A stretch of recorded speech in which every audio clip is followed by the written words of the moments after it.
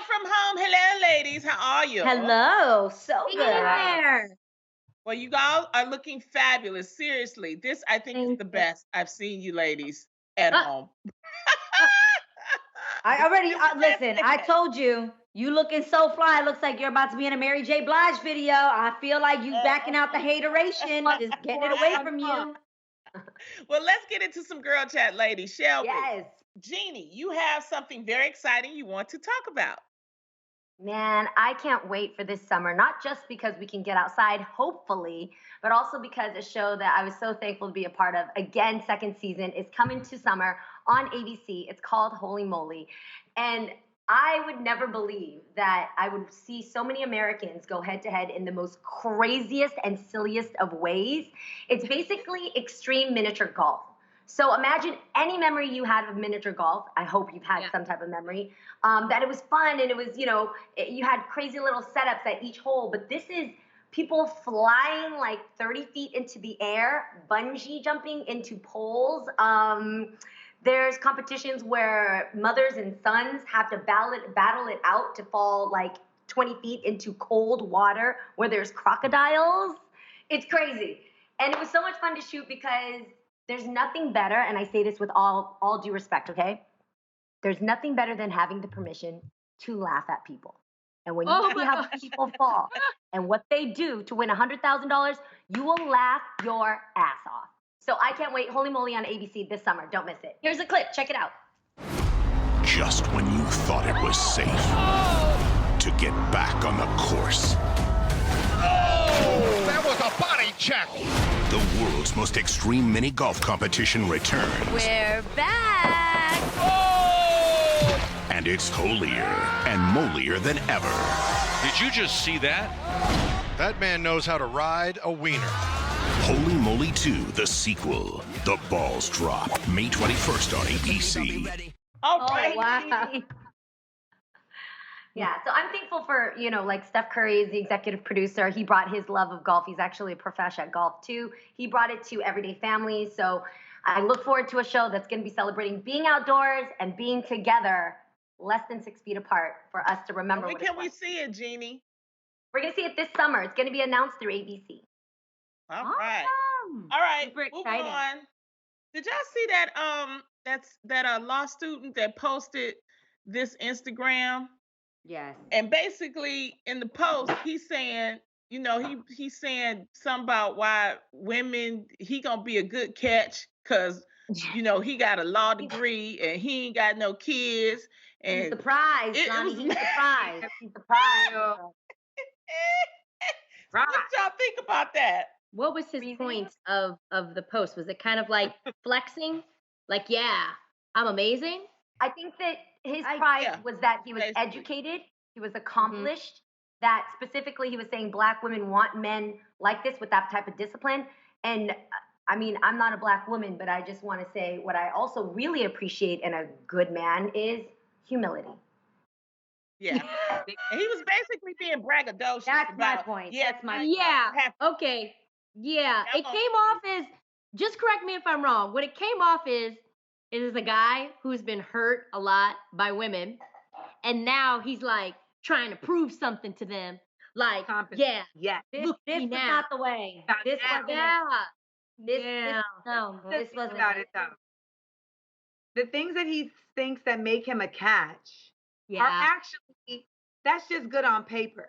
But when Yeah. it boils down to it, you learn as you become a more mature woman that the things that make someone a catch are not necessarily their job or how many kids they have. No, it's their values. And if you are showing in your Character. post that your values are lacking, And Amanda, I'm going to add to that your values and your self-awareness. No self-awareness. None. Zero self-awareness. but you know what? He wanted us to talk about him, and here we are. So mission He did accomplished. say that. He did say that. When Kevin Stage put this on Instagram, he pretty much actually reposted Kevin and was like, "Thank you for the publicity." So again, Oh. it just speaks to his character, his integrity. yeah. It's all bad. That's why I And ain't you even gonna mentioning find his somebody. name. Huh? He gonna find somebody too. That's the comedy. Oh, There is yeah. somebody that's a perfect Oh, I match know. for this kind of dude. You are so I'm just curious right. from you guys' perspective, what you guys think about the fact that he also has a podcast called The Black Voice, and it's intended to uplift the culture. Have you guys seen that? Mm-hmm. No. Yeah. Oh, I have not heard it. I listen All to right. Amanda's podcast. That's the only time, enough time I got. So, but I Hold thought up. that You was so guys- weird because his perspective was so skewed and so wrong on so many levels. And just again, the lack of self-awareness was very weird that he'd be speaking and have a podcast called The Black Voice. And Well, then to me- What people do with information. yeah. Because he actually like had stats in his post that were, to my knowledge, valid stats, right? About incarceration, about marriage rates, etc.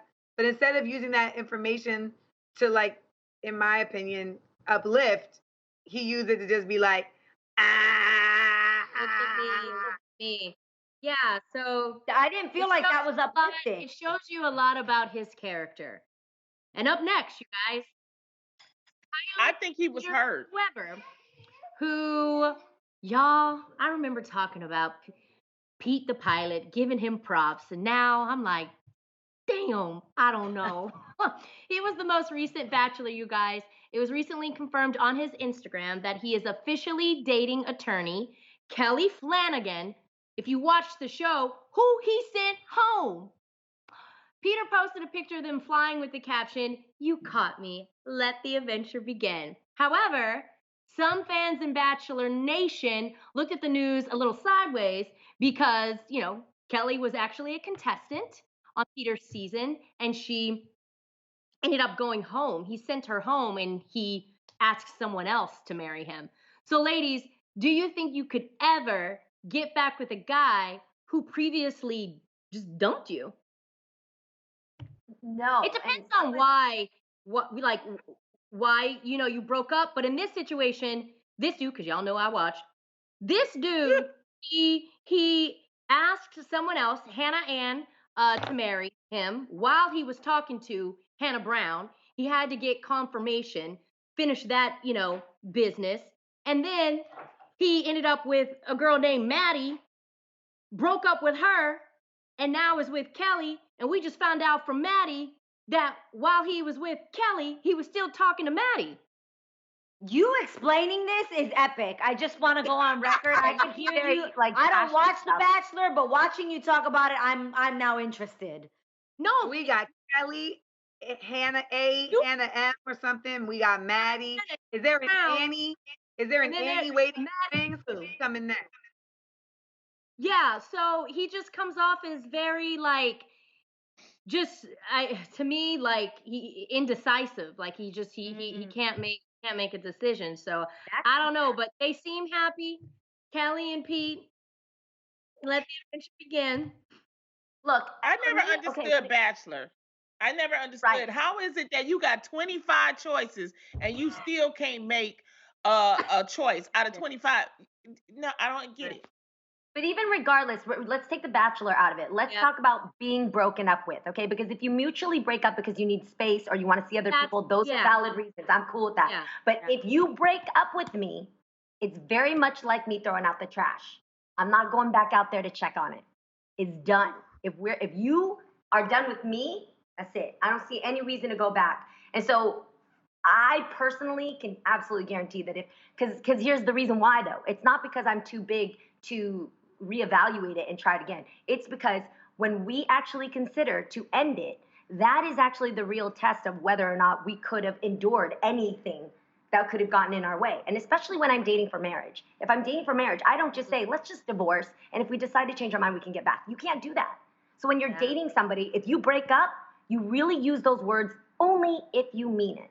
Yeah, because the trauma that causes the other person, it's a groundbreaking decision to make. Because you know how that's going to affect the other person. That causes trauma to someone that causes such heartache that when you make that decision, that's a very definitive decision. What I will say is, because I really had to think about this, because at first I was leading with ego and saying absolutely not, and I thought of the only case where I would understand, which would possibly be if someone felt like emotionally they weren't in a good place. Does that make sense? Or that they needed self-work. that it had nothing to do with me. It's not that they don't want to be with me, but that they want to be introspective and take time to work on them so that they could possibly be the best partner for me in the future. That's the only time I think I'd leave the door cracked open for the possibility of a future. But on television, no. Oh, You got hell me no. on You television, embarrassed I'm me done. on television. Nah.